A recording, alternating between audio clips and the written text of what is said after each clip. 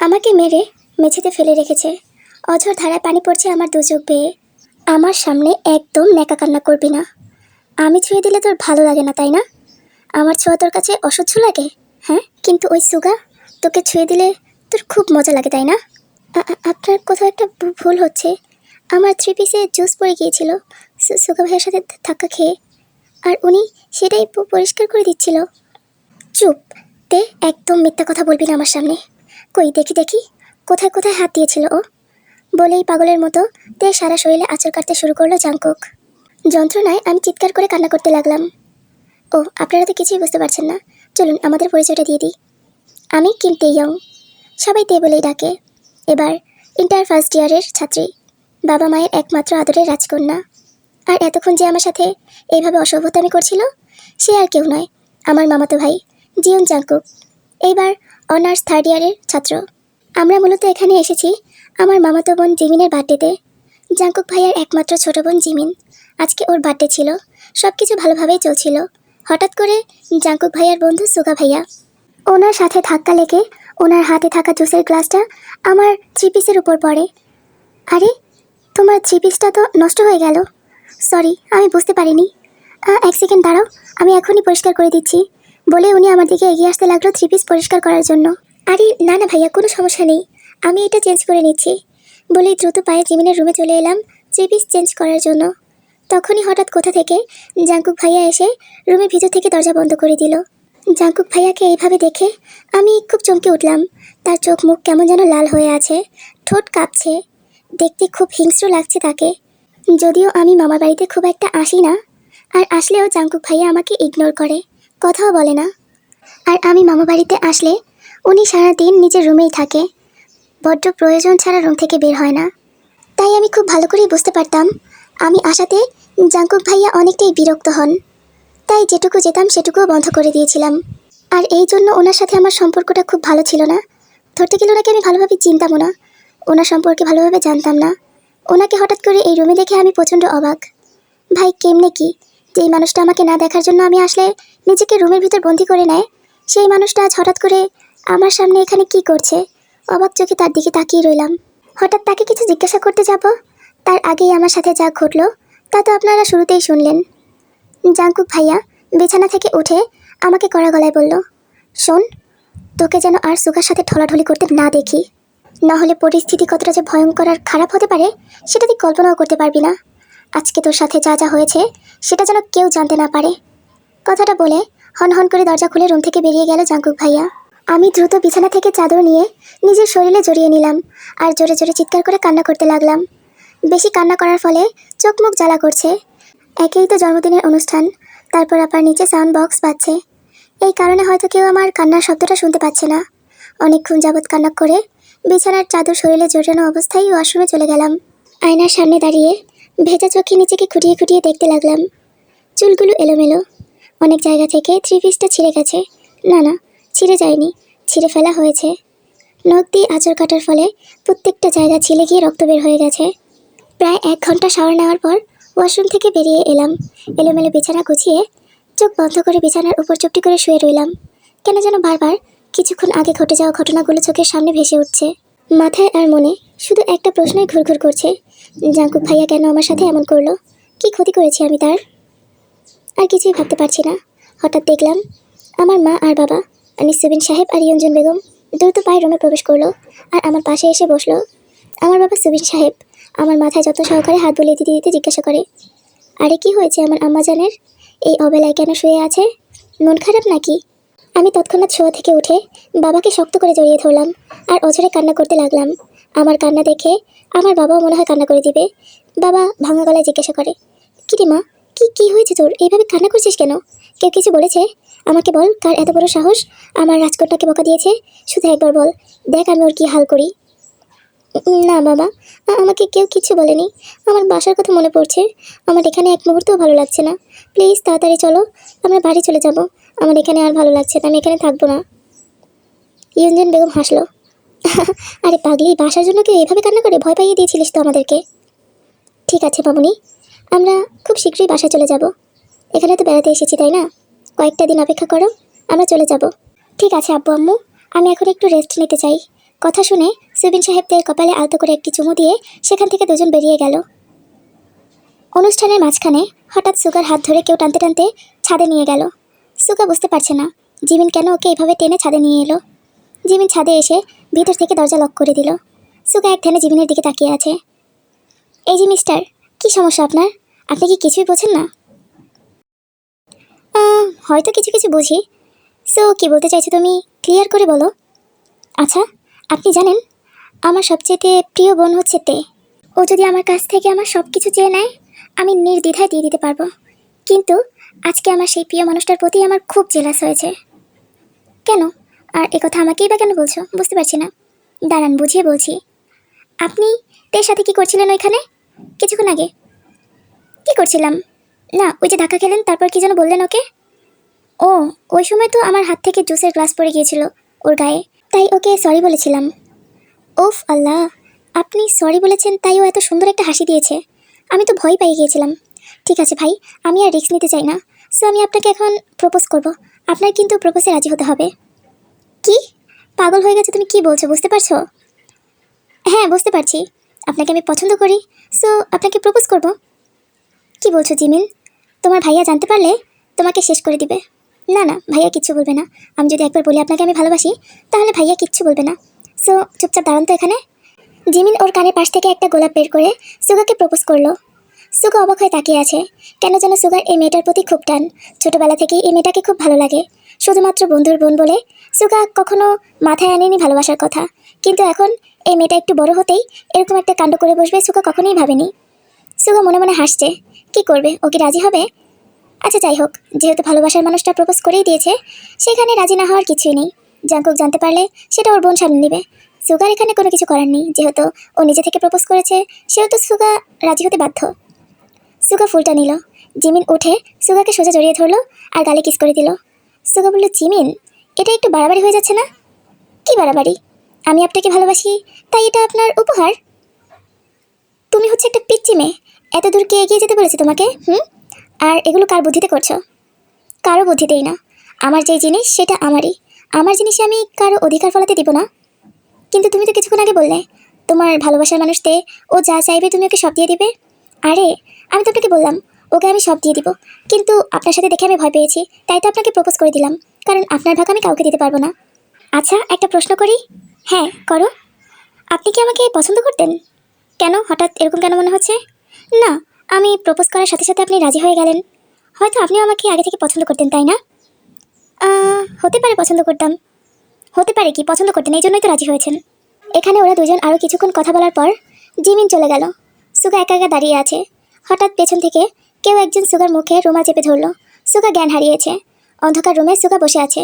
ওর ঠোঁটের কাছ থেকে রক্ত পড়ছে, হাত পা বাঁধা চেয়ারের সাথে। ওর জ্ঞান ফিরতেই সামনে তাকিয়ে দেখলো জাঙ্কুক ওর সামনে বসে আছে। অগ্নি দৃষ্টিতে তাকিয়ে আছে।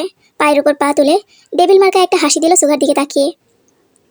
জাঙ্কুক, কি করছিস কি তুই এসব? আমাকে এখানে এভাবে উঠিয়ে আনার মানে কি? আর বুঝতে পারছি না তুই এসব কেন করছিস। ছেড়ে দে বলছি আমাকে। সুগা ছোটার চেষ্টা করলো, কিন্তু ওর হাত পা বাঁধা থাকায় কিছু করতে পারলো না। আচ্ছা, তুই তখন তোর সাথে কি করছিলি?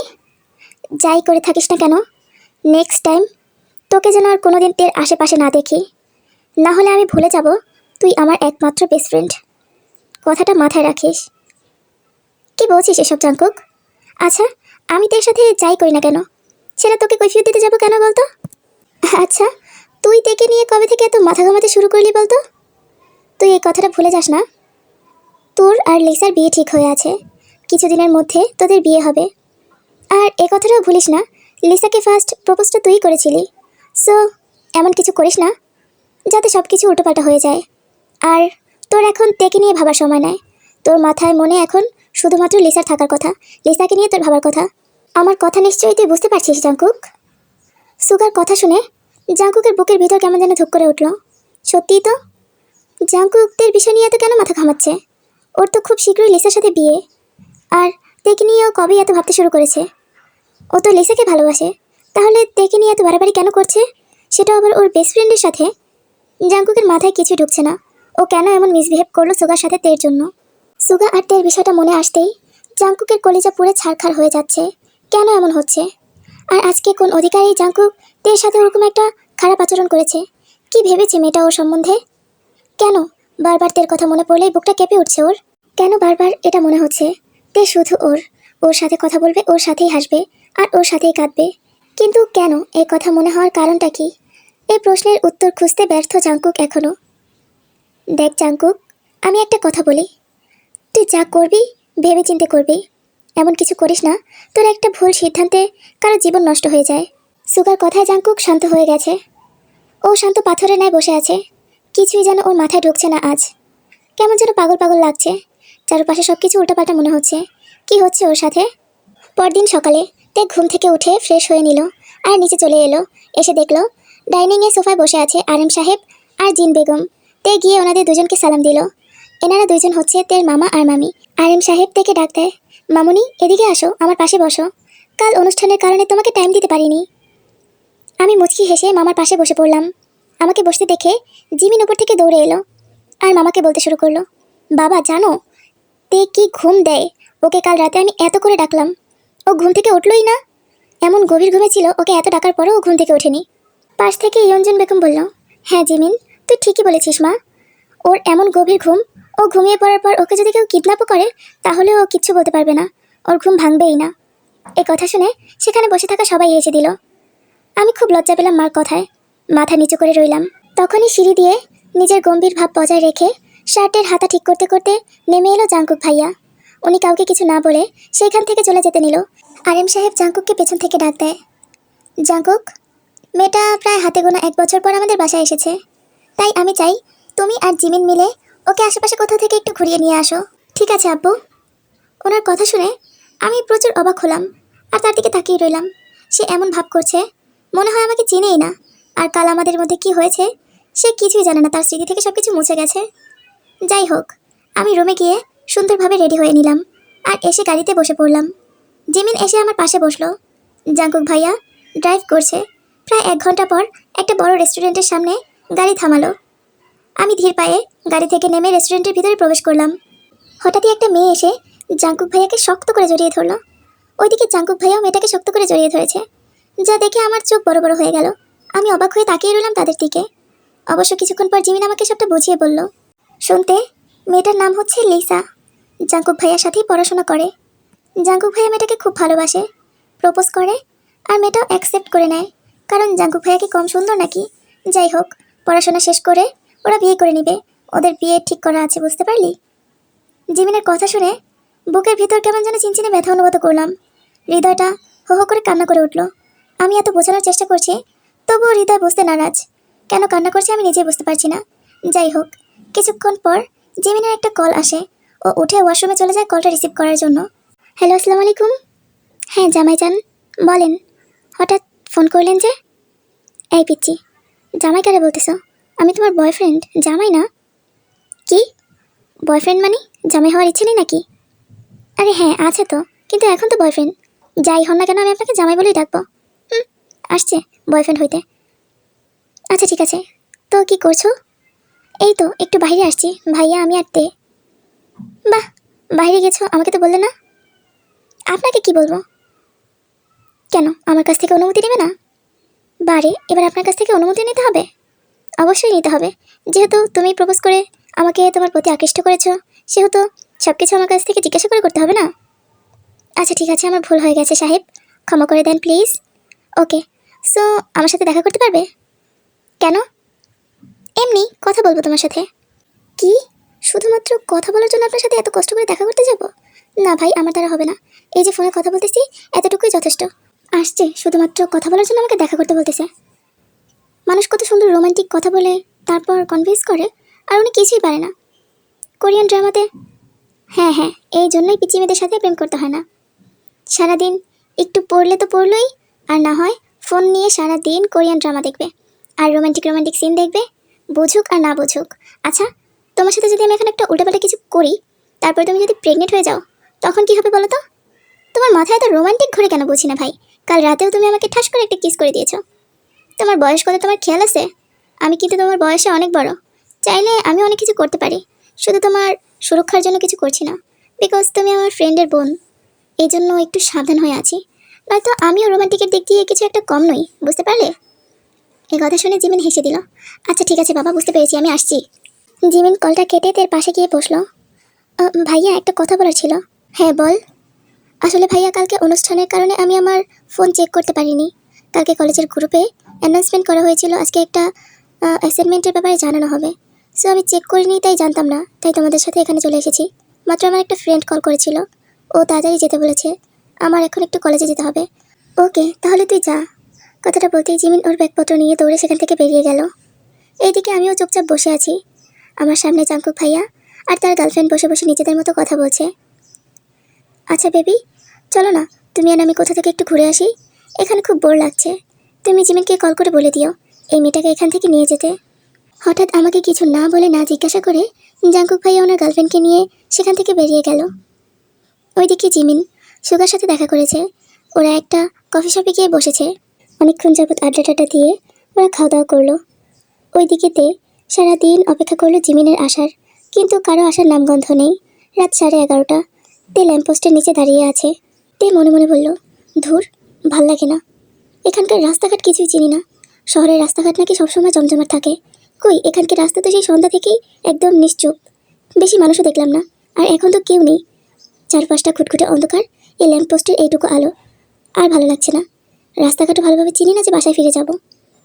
কি করবো এখন? সেই 8:30 থেকে এখানে দাঁড়িয়ে আছি। আমার পক্ষে আর দাঁড়িয়ে থাকা সম্ভব নয়। তাই বলে চুপটি করে বসে পড়লাম ল্যাম্পপোস্টের নিচে। হঠাৎ একটা গাড়ি এসে থামলো আমার সামনে।